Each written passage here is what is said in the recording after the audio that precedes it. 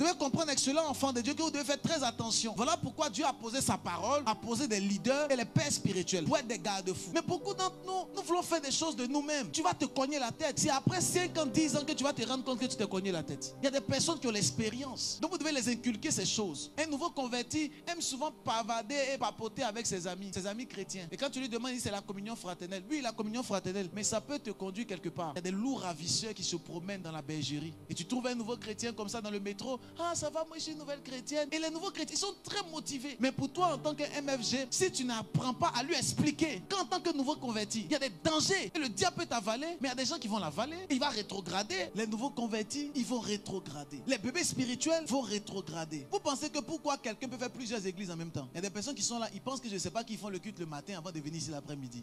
Et ils pensent que je ne sais même pas que le prophète ne voit pas et tout ça. Mais tu fais trop rire. Je n'ai pas le temps pour parler de cela. Ça ne m'intéresse même pas. C'est entre toi et Dieu. Mais comment quelqu'un peut faire un culte le matin quelque part et il vient encore le soir? Et quand tu lui demandes, il dit non, je veux l'onction. Ce n'est pas l'onction que tu prends. Tu ramasses les démons, les esprits impurs. Mais ça, en tant qu'un disciple, un missionnaire, tu dois lui expliquer cela. Pour que l'habitude soit changée et qu'il comprenne qu'il a besoin de faire partie d'une maison. Et travailler dans une maison. Rester dans une maison et suivre la vision de la maison. C'est en cela que Dieu peut le bénir. Et ça, c'est le travail de vous en tant que disciple et en tant qu'ami du Seigneur. C'est votre travail. Voilà pourquoi maintenant, je vais vous appeler les MFK. Les missionnaires, faiseurs et gagneurs d'âmes. Ou encore missionnaires, formateurs, gagneurs d'âmes. Vous devez faire des disciples. L'une des choses que vous devez les aider également, c'est de les enseigner puissance dans la régularité à l'église. La puissance dans la régularité à l'église. Vous devez les enseigner cela. Parce que s'ils ne sont pas formés, ils ne comprendront pas pourquoi le pasteur veut qu'ils puissent venir à l'église tous les jours. Il se dira en lui-même, le pasteur veut que je vienne à l'église tous les jours pour que je puisse chauffer le banc et que l'église soit pleine. C'est pour ça que le pasteur veut. Pour que je puisse écouter. Ou bien c'est pour ça que le leader veut. Non, il faut que vous puissiez le faire comprendre l'importance de rester dans la maison de Dieu, mais dans une constance. Gloire à Dieu. Pourquoi David dit, je suis dans la joie lorsqu'on me dit, allons dans la maison de l'Éternel. Pourquoi David est dans la joie? Vous devez les faire comprendre cela en tant que des disciples et des formateurs. Les faire comprendre qu'en réalité, c'est dans la présence de Dieu qu'on peut se déverser. C'est dans la présence de Dieu qu'on reçoit la grâce et la puissance. Il y a un transfert. Lorsque tu plonges, tu reçois. Vous devez les faire comprendre cela. Voilà pourquoi la Bible dit, apporter dans la maison du trésor. Dans les normes, c'est une erreur, une grande erreur. Parce que tu ne peux pas apporter dans une maison où il y a le trésor. Il y a déjà le trésor. On ne peut pas apporter, mais la Bible dit apporter dans la maison du trésor. En d'autres termes, lorsque tu apportes, tu peux également récupérer. Donne-moi le meilleur des amens. Donc tu dois les faire comprendre l'importance de la régularité à l'église, l'importance de la discipline dans le travail, l'importance.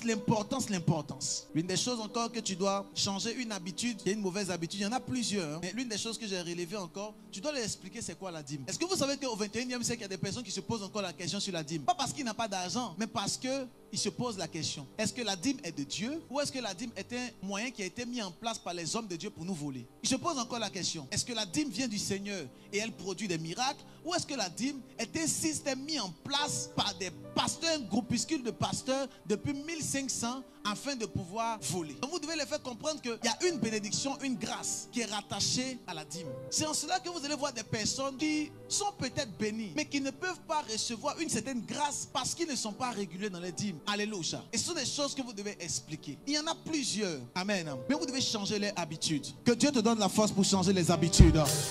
Oh, que Dieu te donne la force pour changer les habitudes. Vous devez gagner votre famille. Vous devez gagner votre famille. Ne laissez pas votre famille mourir. Et vous commencez à vous isoler de votre famille. Non, vraiment, eux, ils ne sont pas chrétiens. Moi, chez moi, c'est moi, je suis chrétien et tout ça. Mais c'est un sorcier. Tu pratiques la sorcellerie. Maintenant, si Dieu t'a gagné, toi, c'est pour que toi, tu puisses être un témoignage pour les gagner. La Bible dit que les hommes puissent voir vos bonnes œuvres qui glorifient Dieu. Donc, au travers de toi, ton frère, ta soeur, ton cousin, ta cousine doit donner sa vie à Jésus. Tu dois également aller les gagner. Tu dois les prendre par la main et les envoyer dans la maison de Dieu. Vous devez les gagner. Et souvent, pour les gagner, il y a une bagarre. Vous savez, la bagarre qu'il c'est qu'il y a des esprits impurs qui ne veulent pas. Il y a des forteresses, des démons qui ne veulent pas. Donc quand tu vas appeler quelqu'un, tu vas lui dire, ok, je viens te chercher pour aller à l'église. Celui qui t'a dit oui aujourd'hui, demain peut te dire non. Il t'a dit oui, viens me chercher le matin. Quand tu es sur la route, il t'appelle. Ah non, finalement j'ai changé d'avis. J'ai un rendez-vous chez le médecin aujourd'hui. Oh, c'est faux. Il y a un démon qui s'est levé. Il y a un démon qui a commencé à souffler à ses oreilles, à son esprit. Celui qui était très motivé pour venir dans la maison de Dieu, un coup il commence à être lassé. Vous savez pourquoi? Il y a un démon qui a commencé à souffler à son esprit. Et lui-même ne sait pas qu'il est sous l'influence d'un démon. Il ne sait même pas. Mais toi, en tant qu'un gagneur d'âme, tu as habilité à détecter, à savoir et à connaître, afin de changer la vie de cette personne au nom de Jésus-Christ.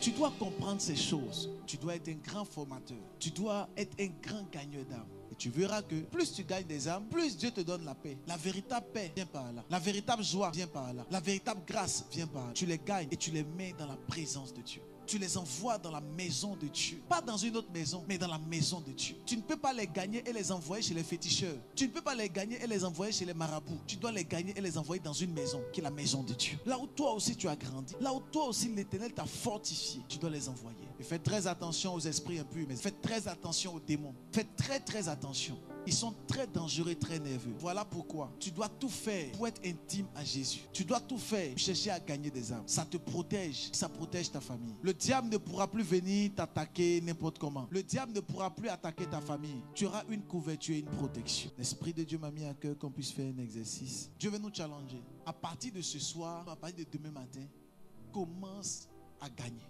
et commence à former. N'attends pas pour dire, ah, le temps va arriver. Non! C'est maintenant. En anglais, on dit quoi? It is now. Maintenant que nous devons chercher à gagner. N'attends pas après. C'est maintenant. Parce que tu ne sais pas demain est fait de quoi. Et tu ne sais pas c'est à cause de quoi Dieu va te faire grâce.